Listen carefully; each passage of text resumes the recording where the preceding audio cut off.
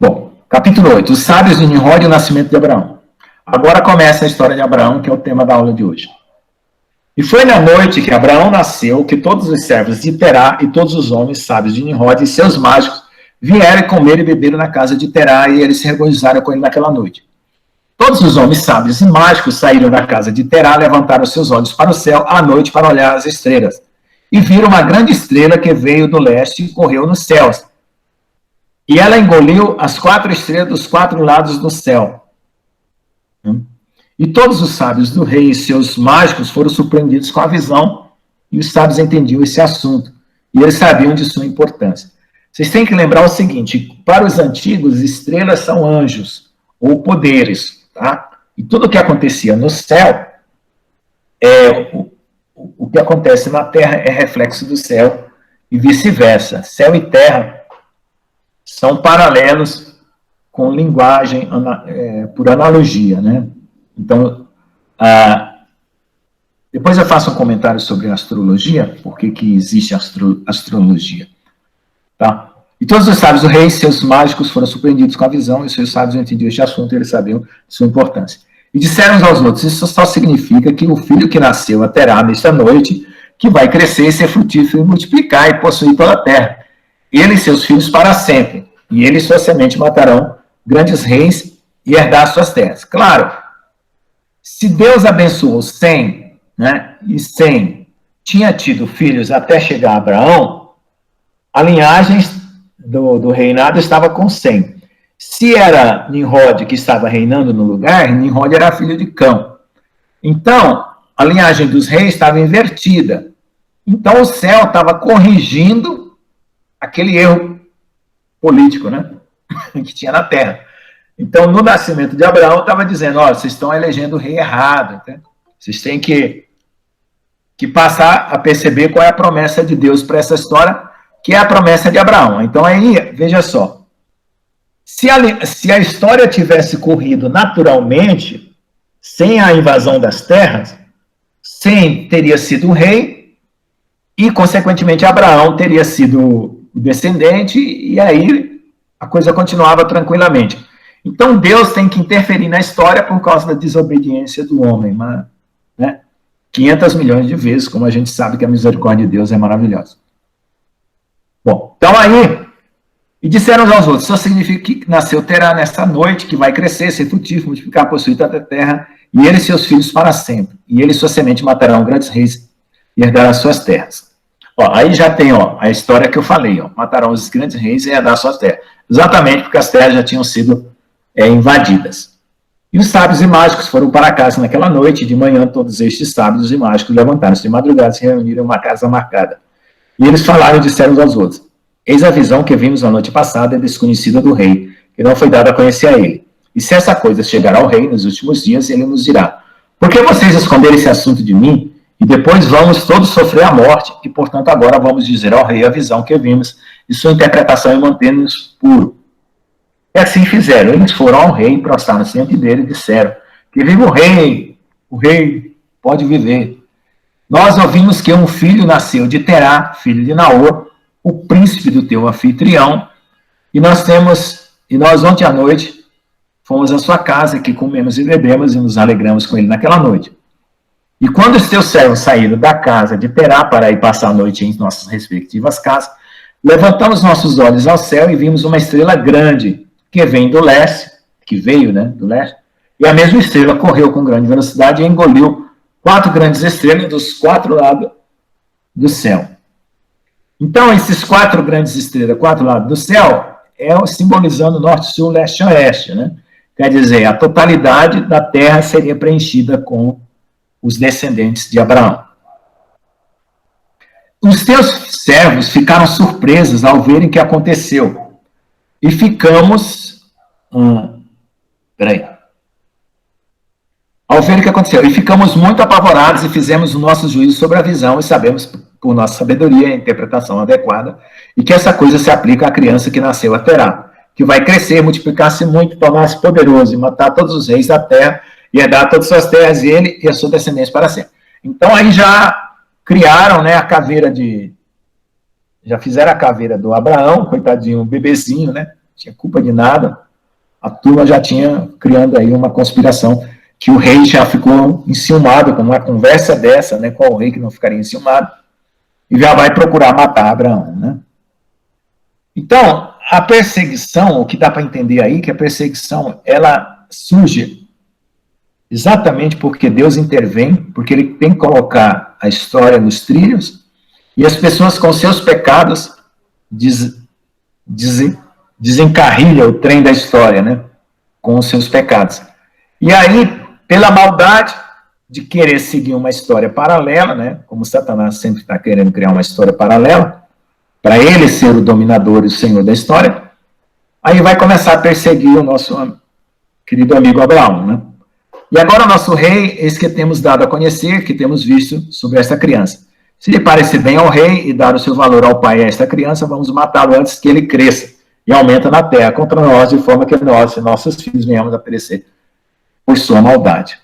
O rei ouviu as palavras dele, pareceu bem aos olhos, e mandou chamar a Terá. Ele veio diante do rei. Você veja só, os puxa-saco do rei eram pessoas corruptas, com medo de morrer, tinham poderes espirituais, né, e queriam dar um jeitinho para eles continuar no bem bom deles, né, vivendo como boas pessoas, né, no reino de Nimrod. E aí começa a traição. Traição a Deus, né? Bom, o rei ouviu as palavras dele, pareceu bem. E disse o rei a Terá: foi-me dito que um filho ontem, né, te nasceu, e desta maneira foi observado nos céus com seu nascimento. E agora, portanto, dá-me a criança para que possa matá-la antes que esse mal se espalhe contra ela. Olha lá, mal, né? O que eles estavam fazendo não era mal. Desobedecendo a Deus, tomando a terra dos outros, reinando um rei injusto no lugar, né? E aí não era por falta de chance de reinar, né? Porque Deus estava dando chance para o Nimrod reinar. Ele que se tornou idólatra, né? Já viu lá em cima. Te darei por seu valor a tua casa cheia de prata e ouro. Claro, não quer perder o poder. Terá respondeu ao rei: meu senhor e rei, eu ouvi as tuas palavras, teu servo fará tudo o que desejar o rei. Mas o meu senhor e rei, eu te direi o que me aconteceu ontem à noite, para que eu possa ver qual conselho que o rei dará ao seu servo, e então eu irei responder ao rei o que ele acabou de me falar. E o rei disse: fala. Terá disse ao rei: Aion, filho de Mored, veio ontem à noite dizendo: dá-me o cavalo grande e belo que o rei te deu, e eu te darei prata e ouro, palha e forragem por seu valor. E eu disse a ele: espera até eu ver o que o rei fala acerca dessas palavras. E isso o que disse eu farei. E agora, meu senhor e rei, eis que faço esse negócio conhecido a ti. Os conselhos que o rei me der a seu servo eu seguirei. O rei ouviu as palavras de Terá, e sua ira acendeu e ele considerou igual um tolo. O rei respondeu, Terá, e disse: tu és tão bobo, ignorante ou deficiente em compreensão para fazer isso? Dá o teu belo cavalo para ouro e prata, ou até mesmo para palha e pasto, né? Aí vamos ver lá.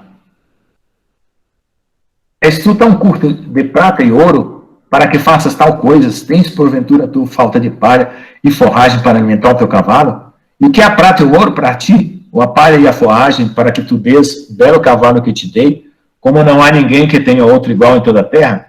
E o rei parou de falar e Terá respondeu. Terá respondeu ao rei, dizendo que como tem a rei perguntado ao seu servo. Então o Terá era chefe do exército, tinha um cavalo maravilhoso, né? E o cara ficou com inveja, ficou oferecendo ali um monte de vantagens que não eram tão necessárias para Terá passar o cavalo para ele, né? Simplesmente a ideia era o seguinte, né? Passar o cavalo e depois passar o posto, né? Bom, e aí o Terá está usando aí de astúcia para desconversar a conversa do rei e tentar salvar o filho, né? Mudou de assunto. Vamos ver se o rei esquece isso, né? Rogue-te, senhor meu rei, e explique acerca desse assunto que falaste. Dá teu filho para que possamos matá-lo e te darei ouro e prata para seu valor.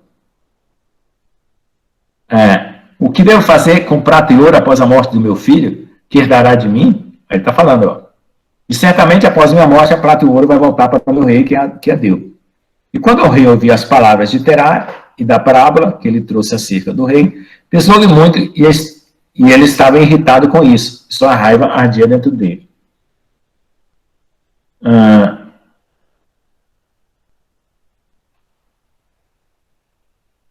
Aí você viu aqui que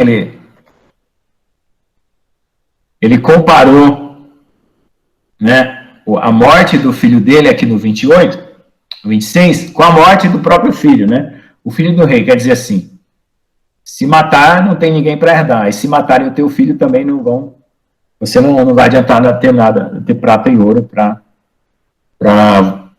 herdar, né? Terá viu que a ira do rei se acendeu contra ele e respondeu ao rei, dizendo, tudo que eu tenho está em poder do rei, e faça ao rei que bem desejar fazer com seu servo. Sim, meu filho, ele está nas mãos do rei, sem valor de troca, ele e seus 2 irmãos que são mais velhos do que ele. E disse o rei a Terá, não, mas vou comprar o teu filho mais novo por um preço. Terá respondeu ao rei, dizendo, rogo-te, meu senhor, e rei, ainda deixes o teu servo falar para uma palavra diante de ti, e possa o rei ouvir a palavra do seu servo, e Terá disse, dê-me, ó meu rei, 3 dias a seu servo para pensar sobre este assunto, dentro de mim, e consultar com minha família sobre as palavras de meu rei. E ele pressionou o rei a concordar com isso. E o rei ouviu a Terá, e ele fez isso, e ele deu-lhe o prazo de 3 dias. E Terá saiu da presença do rei, e ele voltou para casa, para a sua família, e falou-lhe todas as palavras do rei, e todos eles se encheram de temor. No 3º dia que o rei mandou a Terá, dizendo, manda-me o teu filho por um preço, como eu te falei a ti, caso não faça isso, eu enviarei e matarei a ti e a todos na tua casa, de forma que nenhum cão te reste. E Terá apressou-se com a coisa, era urgente do rei, ele tomou uma criança de um dos seus servos, olha lá, alguém morrendo no lugar de alguém, que a sua serva tinha gerado naqueles dias e trouxe a Terá, a criança para o rei, tendo recebido o valor por ele. E o Senhor estava com Terá nesta matéria, para que Nimrod não causasse a morte de Abraão. Olha lá, o Senhor estava protegendo Abraão. E o rei tomou a criança de Terá e jogou-a de cabeça com toda a sua força para o chão, pois ele pensou que tinha sido Abraão. E este foi escondido dele a partir daquele dia, e foi esquecido pelo rei, como era da vontade do Senhor, para não sofrer a morte de Abraão. E tomou Terá Abraão, seu filho, secretamente, juntamente com sua mãe e enfermeira, a enfermeira que é uma tradução, né? Parteira, né? Ele, ou, sei lá, enfermeira talvez mesmo. Ele os escondeu numa caverna, então eles passaram a viver nessa caverna aí. E eles trouxeram suas disposições mensais, todo mês levava alimento. E o Senhor estava com Abraão na caverna, e ele cresceu, e Abraão esteve na caverna 10 anos. E o rei e seus príncipes, adivinhos, sábios, julgaram que o rei tinha morto Abraão. Aí vem a confusão das línguas, né? Foi a aula passada também. Então aí, nossa, Oi, pode falar? que incrível. Vocês podem ver...